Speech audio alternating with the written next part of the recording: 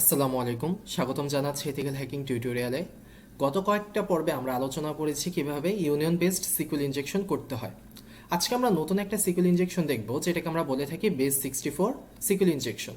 Base 64 সিকিউল injection দেখতে প্রায় 90%ই union based সিকিউল injection. ওইখানে আমরা যেসব কমান্ডগুলো ইউজ করেছি এখানেও সেম কমান্ডগুলো ইউজ করব। বাট বেস 64 সিকিউল ইনজেকশনে আমাদের কিছু চেঞ্জেস আছে। যেমন ফার্স্ট চেঞ্জেসটা আমরা লক্ষ্য করি প্যারামিটার মধ্যে। যখন আমরা সিকিউল ইনজেকশন ইউনিয়ন বেসড নিয়ে কাজ করতেছিলাম তখন আমরা দেখছিলাম যে প্যারামিটার হিসেবে কিরকম থাকতো, আইডি ইকুয়াল টু অ্যাডমিন অথবা আইডি ইকুয়াল টু 10, কোনো একটা ইন্টিজার বা কোনো একটা টেক্সট থাকতো। বাট যখন আপনারা দেখবেন যে একটা প্যারামিটার হিসেবে সামথিং ইকুয়াল ইকুয়াল অথবা সামথিং ইকুয়াল এরকম কিছু আছে, তখন আপনারা বুঝবেন যে এই জিনিসটা অ্যাকচুয়ালি বেস 64 হতে পারে। এমন না যে সবসময় হবে, হতে পারে। যেমন আমি যদি একটা উদাহরণ দেওয়ার জন্য আপনাদেরকে ওয়েবসাইট দেখাই, এই যে আমি এখানে ডর্ক হিসেবে এই ইউআরএল এটা যখন ইউজ করেছি তখন অ্যাকচুয়ালি আমি পেয়েছি। সো এখানে আমার ওয়েবসাইটটা হচ্ছে lffgroup.in। তাহলে এখন মাঝে মাঝে কোশ্চেন করতে পারেন আপনারা যে আমি এই ওয়েবসাইটটাতেই যে বেস 64 সিকিউল ইনজেকশন হবে এটা আমি কিভাবে বুঝলাম। এটা অ্যাকচুয়ালি বোঝা যায় না। আপনারা যখন নেটে ঘাঁটতে থাকবেন, প্রত্যেকটা ওয়েবসাইটের উপরে সিকিউল ইনজেকশন করার ট্রাই করবেন, তখন খুঁজতে খুঁজতে হয়তো বা দেখবেন যে না, এটার উপরে ইউনিয়ন বেসড সিকিউল ইনজেকশন কাজ করবে না, হয়তো বা বেস 64 কাজ করবে, বা এটার উপর হয়তো বা বেস 64 কাজ করবে না, পোস্টেডটা কাজ করবে, কখনো কখনো ইরোর বেসড সিকিউল ইনজেকশন কাজ করবে। এটা আপনাকে দেখে বুঝতে হবে। বা আপনি যদি না খুঁজেন এটা অ্যাকচুয়ালি কখনো দেখে বলা যাবে না যে এই ওয়েবসাইটের উপর এইটাই আমার কাজ করবে। আপনাকে বিভিন্ন ধরনের কমান্ড দিতে হবে এবং কমান্ড দিয়ে একটা কনক্লুশনে আসতে হবে, বা কি বিভিন্ন কিছু দেখতে হবে, দেখে বুঝতে হবে যে এইটা উপর আমার এই ধরনের সিকিউল ইনজেকশন কাজ করতে পারে। তাহলে আমরা যদি চলে যাই, যেমন দেখেন আমি যদি এখান থেকে যে কোনো একটা লিঙ্ক ওপেন করি, আমার এখানে আইডির পরে সমান সমান দিয়ে সামথিং ইকুয়াল ইকুয়াল এরকম একটা কিছু দেওয়া। এখন আমি যদি এটাকে কপি করে নিয়ে আমাদের সাইবার ফক্সে চলে যায় এবং এখানে যদি একবার আমরা পেস্ট করে দিই, দেখেন এটা হচ্ছে আমাদের প্যারামিটার এই পার্টটুকু। এখন আপনারা নিচে গেলে দেখবেন যেখানে তো অনেকগুলো অপশন আছে, তার মধ্যে একটা আছে বেস 64। বেস 64 এ বামের যে অ্যারোটা, এটা যেটা করবে বেস 64 কে ডিকোড করবে, আর সামনে গেলে হচ্ছে এনকোড করবে। তাহলে আমরা যদি এটাকে ডিকোড করি তাহলে দেখেন আমার এটা অ্যাকচুয়ালি কিসের 3 কে বুঝাচ্ছে।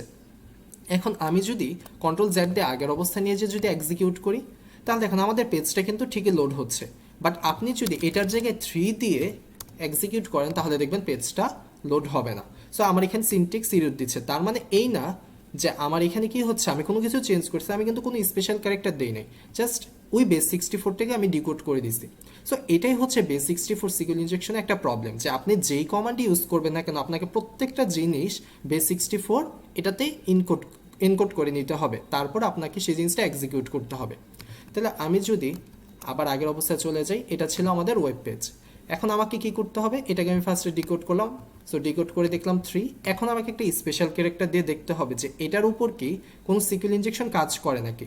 তাহলে আমি একটা স্পেশাল ক্যারেক্টার দিলাম, একটা অ্যাপোস্ট্রফি দিয়েই কিন্তু এক্সিকিউট দিলে হবে না, আপনাকে অবশ্যই এটা বেস 64 এনকোড করে নিতে হবে। তাহলে আমরা যদি রাইট তীর চিহ্নটা ক্লিক করি তাহলে আমাদের এনকোড হয়ে গেল।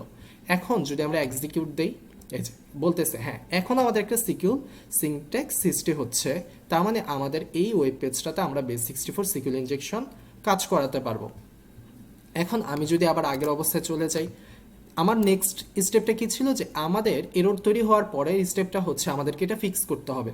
সো আমি যদি ফিক্স করার জন্য মাইনাস মাইনাস প্লাস দেই, এরপর ধরেন এটাকে যদি আমি বেস 64 করে ফেলি, সো এটা কিন্তু প্রত্যেকটা স্টেপে আপনাকে করতে হবে, এমন না একটা বা দুইটা স্টেপে, প্রত্যেকটা স্টেপেই করতে হচ্ছে। তাহলে এটা বলতেছে যে না মাইনাস মাইনাস প্লাসকে সে চিনতেছে না। তাহলে আমি যদি এটাকে উঠাই দিয়ে ট্রাই করি এবং পুরাটাকে যদি আবার আমি বেস 64 নিয়ে যাই, এবার এক্সিকিউট দিলে না, তাও হচ্ছে না। তাহলে আমরা এই মাইনাস মাইনাস প্লাসের জায়গায় মাইনাস মাইনাস স্পেস দিয়ে মাইনাস ট্রাই করি। এখন যদি বেস 64 নিয়ে যে এক্সিকিউট দিই, হ্যাঁ এখন আমাদের রান করতেছে। তার মানে আমাদের যে সিকিউর কোয়েরিটা ছিল সেটা ফিক্স হয়ে গেছে। এখন আমাদের নেক্সট স্টেপটা হচ্ছে আমাদের ডাটাবেজের মধ্যে কয়টা কলাম আছে এটা খুঁজে বের করা।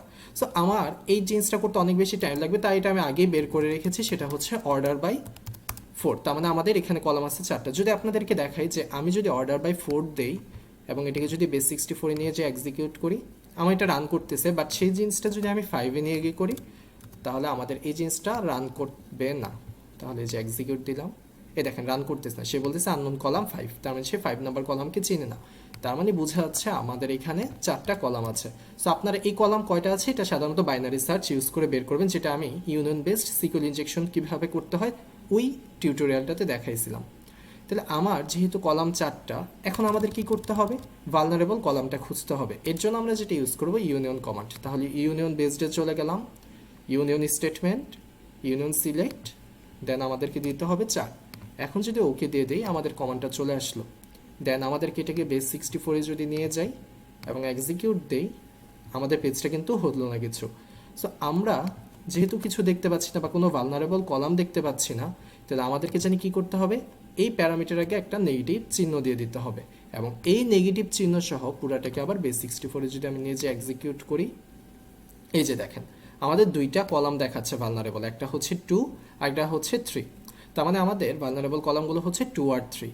তাহলে আমি যদি ডাটাবেজের ভার্সনটা দেখতে চাই তাহলে কি দেবো, @ভার্সন দিয়ে পুরোটাকে কিন্তু আবার বেস 64 করতে হবে। আপনি যদি বেস 64 না দেন তাহলে কিন্তু এই যে আমাদের কোয়েরিটা সেটা আর কাজ করবে না।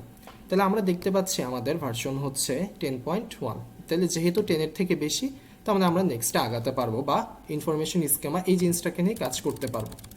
এখন আমাদের কাজ হচ্ছে ডাটাবেজে ভার্সন আমরা পেয়ে গেছি, তাহলে আমাদের ডাটাবেজে কী কী টেবিল আছে এই জিনিসটা আমাদেরকে জানতে হবে। তাহলে তার জন্য কমান্ড ছিল group concat table name from information schema. আর যেহেতু টেবিলস লাগবে তাই ডট টেবিলস। সো আমি স্কিমা বানানটা ভুল লিখেছি। আমাদের এরপরে কি করতে হবে, যেখানে আমরা যদি এখন লোকেশনটা কি স্পেসিফিক করে দিই, তাহলে আমাদের লোকেশনটা হচ্ছে tables underscore schema equal to কোথায়, ডাটাবেস থেকে।